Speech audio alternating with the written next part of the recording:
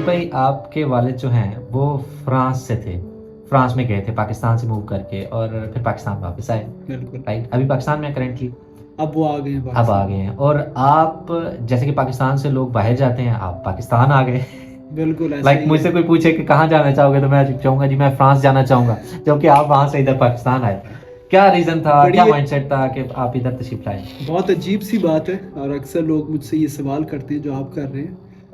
France में मैंने 28 साल गुजारे हैं। मेरी पैदाइश फ्रांस की है। मैंने अपना, आप समझे, बचपना, अपनी जवानी, अपनी एजुकेशन, अपना बिजनेस, सब कुछ फ्रांस में मैंने किया है। और 28 साल फ्रांस में गुजारने के बाद मुझे एहसास होना शुरू हो गया था कि अपना घर जो है ना वो अपना ही होता है। अपनी जगह, अपनी ज़मीन, अपने लोग जो हैं उसकी कोई कीमत नहीं है।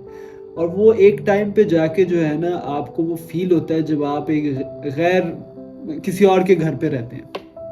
तो वहाँ पे ये ख्वाहिश, ये ड्रीम, ये सोच पैदा हुई। और इस सोच के साथ फिर सोच रखना काफ़ी नहीं है, उसमें फिर एग्जीक्यूशन भी होनी चाहिए। आप फिर Implementation। फैसला भी होना चाहिए कि आप उसको आप मूव करें।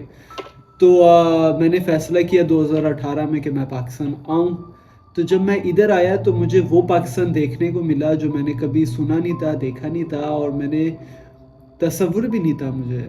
मैं बहुत हैरान था इधर आके। मैं यही सोचता रहा कि मुझसे बचपन से झूठ बोला गया है, मुझे कभी दिखाया ही नहीं, मुझे बताया ही नहीं कौन सा यानी जो पाकिस्तान। एक्चुअल पाकिस्तान है वो बताया और दिखाया नहीं गया। कभी भी नहीं, चाहे वो मीडिया हो, चाहे वो दोस्त हो, चाहे वो फैमिली हो।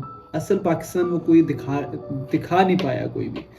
तो जब मैं इधर आया तो मुझे बहुत अच्छा लगा और मैंने फ़ैसला किया कि अब मैं यहीं पे रह के अपना बाकी का टाइम गुजारना चाहता हूँ। मैं चाहता हूँ कि यहीं पे मैं चीज़ें डेवलप करूँ जो मैंने फ्रांस में किया है, वो मैं इधर आके करूँ।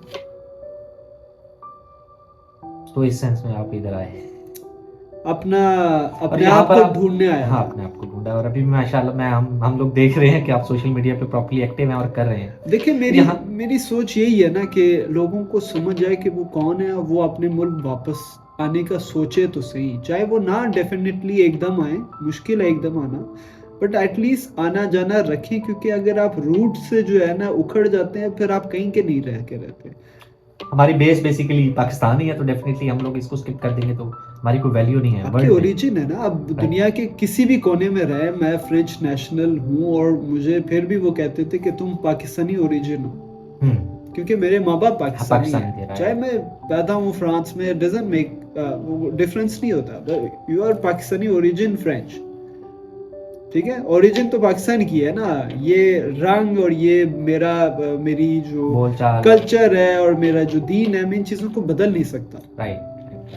तो यहाँ पर पाकिस्तान आने के बाद आपने कुछ कमियां महसूस की होंगी पाकिस्तान की, स्पेशली जो हमारे पाकिस्तानी लोग हैं उनका माइंडसेट जो है, जो बाहर मूव करने वाला है, उसको कैसे आप डाइवर्ट करेंगे कि वह पाकिस्तान में ही रहें और यहाँ पर ही अपॉर्चुनिटी फाइंड करें, या उनको यहाँ से मूव करके बाहर जाना चाहिए देन वापस आना चाहिए? लाइक योर फादर के, आपके फादर यहाँ से पहले गए देन वापस आए। 18 साल के थे जब गए थे। हाँ, गए थे और उसके बाद फिर पाकिस्तान वापस आए।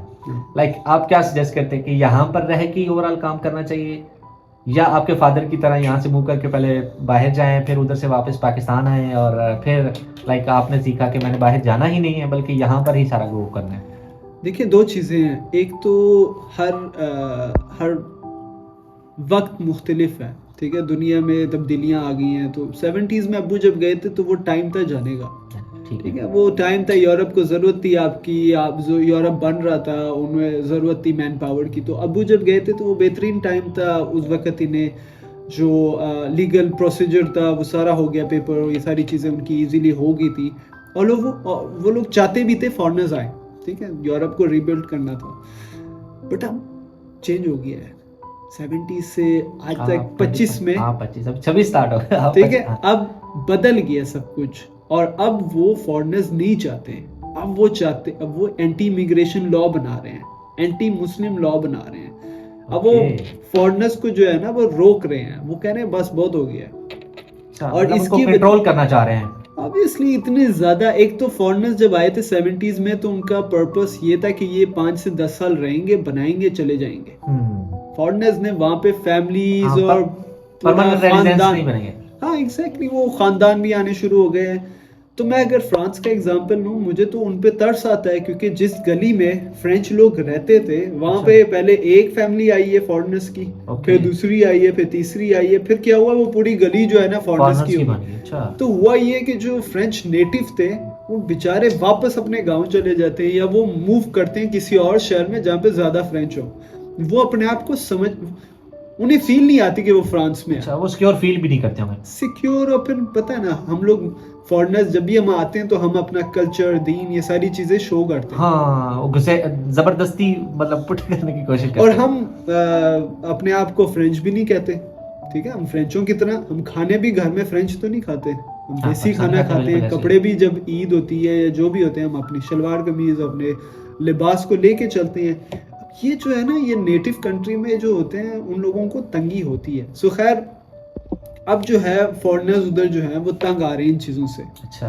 फॉरेनर्स चाह रहे हैं कि जो उधर के लोग हैं वो चाह रहे हैं कि फॉरेनर्स कम आए, और इस वजह से जो पाकिस्तान से जाना चाहते हैं, मैं उनसे यही कहूँगा कि पहले आप सवाल करें, रिसर्च करें, देखें वहाँ के क्या हालात हैं। वो मुल्क डिक्लाइन मोड में है, ओके। वहाँ पे जितनी अपॉर्चुनिटीज पहले थी अब नहीं है। आप जब जाएंगे तो आप रुल जाएंगे।